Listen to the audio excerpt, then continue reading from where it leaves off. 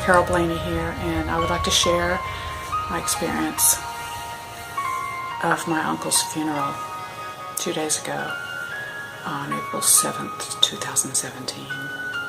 It was very uplifting, and it was a very modest, small funeral. My uncle lived to be in his mid-90s, so there's not going to be a lot of surviving friends. He was predominantly a kind person. Not even predominantly, like he was 100% kind. I never saw him in an unkind moment.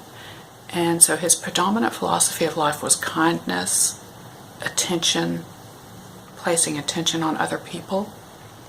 And he did take care of himself and spent time alone doing Tai Chi and yoga in his later years after he escaped the rat race of business. But even when he was in the rat race of business, it was his own company, and he helped companies merge, and he always made sure that both companies got a good deal. I mean, he was like the epitome of ethical business, and I always admired this. And whenever I saw him, he always smiled. And you know, even though Aspergers runs in my family, and you can always make up a story about someone and find data to support it. So you could probably support that he was at least partially Asperger's because he was very analytical, big head, he had to work very hard at social skills. But for the business world, it's not quite so hard to have social skills in the business world because they're very regimented.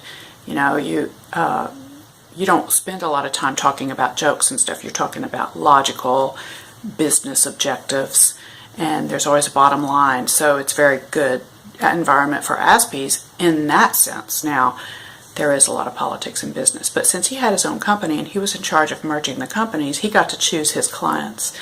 And so in that sense, it was a perfect career for him, and he loved it. He loved helping other people merge.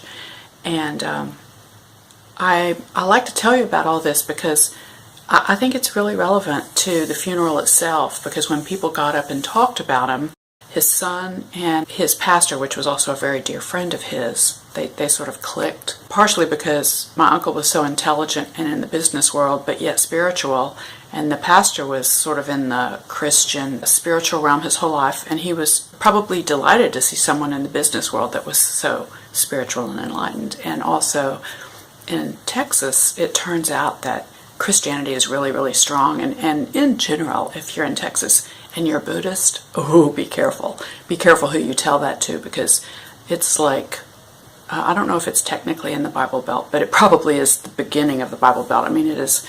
I have to be very, very careful. I wouldn't say I was Buddhist because I'm not anything, but being half Asperger, I have to be very careful what I say. I want to tell people all about me and find out all about them and just completely divulge everything and learn from other people. But I have to be careful, because if you say Buddhism in Texas, it's like the devil, because they don't understand it. They haven't been exposed to it. Like in the West Coast, it's pretty much everywhere, and you can be anything on the West Coast. Well, I diverge. So my uncle's life, the funeral turned out to be a very wonderful celebration of his life. And of course we were sad that he passed away, and he had fulfilled his purpose here on earth in the best way possible, in my opinion. And so it was an inspiration to me to look at my life to see where I could be a better person and always have that smile on my face. It actually was always a genuine smile, because he genuinely wanted to help other people. Because somewhere along his life, probably as a young boy, he realized that why we're here on earth is not to escape everything, but to participate in this game. Here we are together. And I think perhaps his wife Nancy, my Aunt Nancy, was an eye-opening experience for him when he felt love for the first time, and he was so devoted to her and she to him for their entire lives, that probably awakened him to the beauty of interacting with other people and helping other people. Although, no, he was pretty cool before then as well. Well, I don't think I'm going to post this, but it's a note to myself that I want to remember how everybody talked about how Bill always wanted to help everyone around him. That was his number one goal, to make everyone else happy, because he had already found peace within himself. And as a result, whenever I talked to Uncle Bill, he was always relaxed and calm and ready to give me his full attention. And this is a very rare thing, especially nowadays when the millennial generation and other people with their cell phones, they're very reluctant to give you or anyone else, any real person, their attention because they're so focused on their cell phone. And I guess maybe it's their Facebook stats, like becoming that part of that unreal society. And I only say unreal, I mean it's obviously real because there's real people on the other end of the phone. But in a sense it's unreal because, why is it unreal? Because you're not merging your electromagnetic field with theirs. You're not in their presence. And so it's all language-based and not experiential-based. And I think my Uncle Bill was so understanding of life as an experiential-based medium that motivated him to help other people. And if you live in your phone, you may not be as naturally inclined to help others as you are if you're sitting in front of them and looking at them in the face, feeling their electromagnetic field coming from their heartbeat, and maybe even picking up their brainwaves as well, that the two biologies in space. You can even be 10 feet apart from someone and your brainwaves will register their heart rate, whether it's their heart rate variability or just their beats per minute, but your brainwaves will pick up their heartbeat. And that's been measured numerous times and repeated. And not many people know about this, so I like to mention it in several videos. 10 feet away, well, that's only the limitation of our equipment. But super sensitive people, I hypothesize, can feel it more, like 50 feet away, maybe even more. I've had conversations with my son who's an Aspie, and I'm halfway Aspie, and I'm definitely a highly sensitive person, HSP.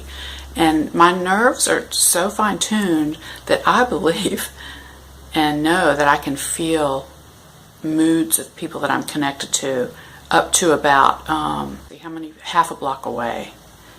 And my son, I was telling this to my son, and I said, now I'm not claiming that this is true, I'm just saying that this was my experience, because I could feel the mood of someone 3 houses away, and then it was confirmed, and it's been done numerous times. And you could say it was a coincidence, but I just don't have any data to disprove it. And every data that I have keeps confirming my theory.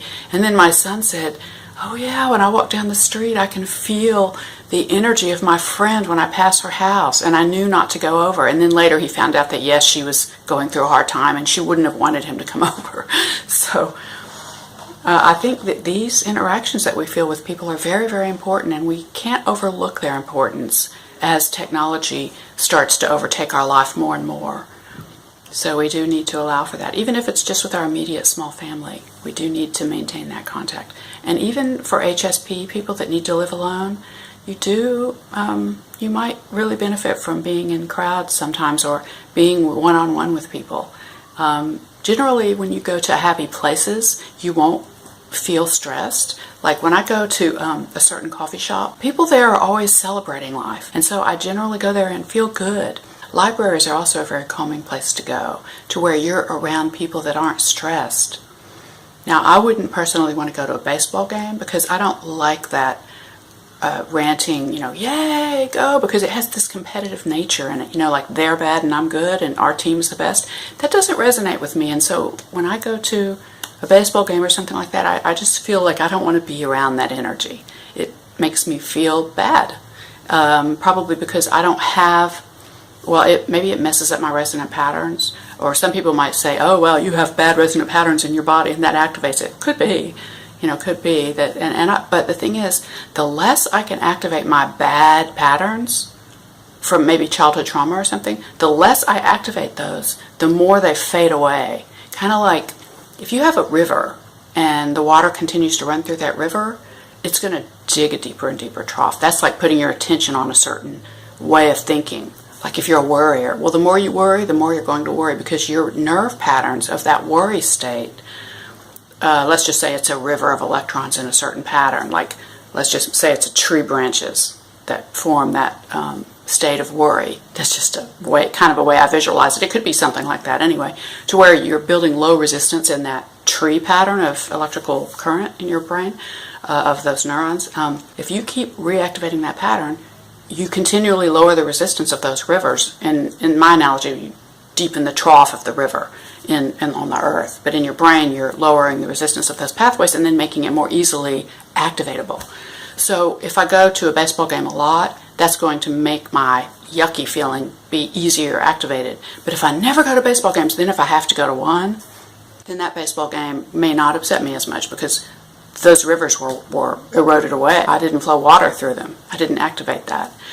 And in the same sense, I'm not in the corporate world right now because I'm resting. I'm resting my nerves and trying to erase all those patterns of being rushed with a deadline and a new boss that came that hates all women. I mean, that happens a lot, especially if the new boss is from a culture that doesn't respect women. This happens a lot. It's just a reality of life. And so sometimes you just, you have to leave the group because you're not going to be accepted by this person because their neural pathways are so ingrained to ostracize and degrade women that if I don't want to be around that because then it'll make me start to feel degraded and like not worthy. But I am worthy, and I want to nurture my rivers in my neural pathways to feel worthy because that's the reality. And I want to always be resonating with truth, not lies.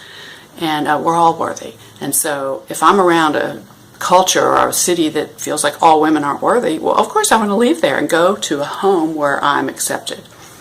Well, back to my uncle's funeral. When I heard about how his attitude in the workplace of helping others, it made me reconsider re-entering the business world. And then I could always have Uncle Bill in my mind as a person that found a way to always want to help others, even if those other people are little puppies that are not enlightened, or not that I'm enlightened, but like let's just say they have neural pathways that I don't like. But even if they didn't like me because I'm a woman, say, in science, and they believe that science is a man's world, even so, I could still help them. And that would not go unnoticed. You see, that would not go unnoticed. Just that little bit, every little bit helps. These are just stream of consciousness thoughts. But I'm just saying that knowing my Uncle Bill and hearing other people talk about him at his funeral made me actually reconsider entering the workplace and offering value without getting so stressed out about it. But I would have to be careful about not letting it reactivate any neural pathways that I don't want to reactivate. So I guess that's my main fear is how do I, and you can leave comments if you want, if I end up posting this, how do I keep out those resonant patterns? I don't understand what I would want to do yet. I'm very unclear about that. Maybe I just will end this video now with a question mark. How do we not allow others to activate the pathways that we don't want to activate? Okay, I'm stopping. Peace, everybody.